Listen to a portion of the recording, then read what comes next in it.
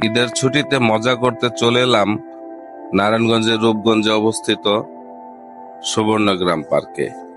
এখানে parking space থেকে শুরু করে সুইমিং পুল, সাফারি পার্ক আর দারুণ দারুণ সব রাইড রয়েছে। চলো দেখে নেই। পার্কের ভেতরে ঢুকতেই চোখে পড়বে বাচ্চাদের জন্য সব ফ্রি রাইডস, এমনকি ছোট জিপে করে পুরো পার্কটি ঘুরে দেখার সুযোগ আছে। তীব্র গরমে যদি একটু আরাম করতে চান তাহলে এখানে আছে সুইমিং পুল, চাইলে বন্ধুদের নিয়ে নেমে পড়তে পারেন।